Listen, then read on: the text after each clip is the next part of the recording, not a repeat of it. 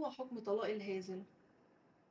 أولا خلينا متفقين إن الهازل ده رجل نطق باللفظ ولا يريد حكمه. يعني واحد يتكلم بالكلام بس هو نيته مش إنه يطلق. طب العلماء هنا اتكلموا لو أن الرجل تكلم باللفظ وهو بالغ وعاقل ورشيد ومدرك لللفظ، ولكنه لفظ دون أن ينوي الطلاق، هل يقع طلاقه؟ جماهير أهل العلم، بل نقل الإمام الخطابي رحمه الله تعالى اتفاق أهل العلم على أن الرجل لو نطق بلفظ الطلاق وهو مدرك لما يقول وواع وبالغ وعاقل ورشيد، فإن لفظ الطلاق يقع. اتفق العلماء على ذلك لأنه مؤاخذ بما يقول. الإمام مالك رحمه الله تعالى خالف في المسألة وقال لك لا، إن الطلاق لا يقع. طب إيه قولك ليه الدليل يا إمام؟ ليه قلت إن الطلاق ما يقعش؟ قال لك لأن الله عز وجل قال وإن عزموا الطلاق، يعني لو نوى الطلاق فإن الله سميع عليم. فالعلماء ردوا عليه بيقولوا له يا إمام هذا استشهاد في غير محله، لأن هذه الآية أصلا نزلت في الإيلاء. فاكرين الإيلاء اللي قلناه قبل كده؟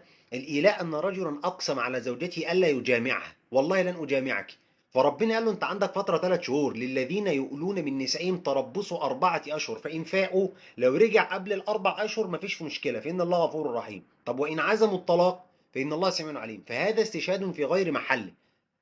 قول جماهير أهل العلم هو الصواب، وهو أن الطلاق يقع ولو كان هازلا. إيه الدليل؟ قول لي إيه دليلكم؟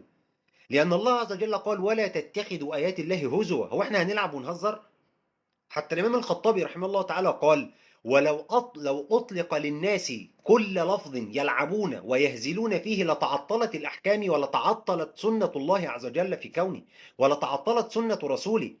يعني لو أطلق للرجل أنه عند كل حديث وعند كل كلام يقول لا والله ما قصدت ذلك وإنما كنت هازلا أو كنت لاعبا أو كنت إلى آخره، لتعطلت الأحكام، وهذا إفساد لشرع الله عز وجل.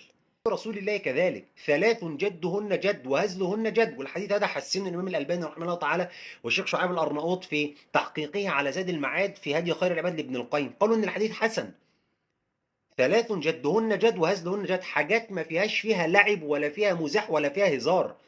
الطلاق والنكاح والعتق، وفي رواية الرجعة. فالنبي بيقول لهم اهو ما فيش في الطلاق او في الزواج حاجه اسمها مزاح وحاجه اسمها لعب. ولذلك لما بيجي في الافلام والمسلسلات واحده بتقول زوجتك نفسي وفي مأذون والكلام ده، يا اخوانا الكلام دي يعني تحاسبون امام الله عز وجل عليها. الإمام الخطابي رحمه الله تعالى بيقول لهم فمن تكلم باللفظ فإنه مؤاخذ به حتى ولو كان هازلا، وهذا احتياط لفروج النساء، ولأن النبي عليه الصلاة والسلام قال إن أحق ما احتطتم به فروج النساء. فيجي واحد يجي يقول لك لا أنا كنت بلعب، أنا كنت بهزر، أنا والله ما كانش قصدي. علماء القانون حتى في القانون بيقولوا إيه؟ الجهل بالعقوبة لا يعفي من المسؤولية. أنت مش عارف إن أحكام الطلاق وأحكام النكاح فيها شدة والقول فيها يؤاخذ عليه الإنسان؟ نعم. طب أنا ما أعرفش الحكم، تؤاخذ عليه. ليه؟ لأن الجهل بالحكم لا ينفي المسؤولية بالحكم. علمت؟ إذا يا إخوانا الراجح والصواب في هذه المسألة هو قول جماهير أهل العلم أن الطلاق يقع. وانتصر لهذا القول شيخ الإسلام ابن تيمية رحمه الله تعالى وابن القيم رحمه الله تعالى، وهذا قول الصحابة رضي الله عنهم.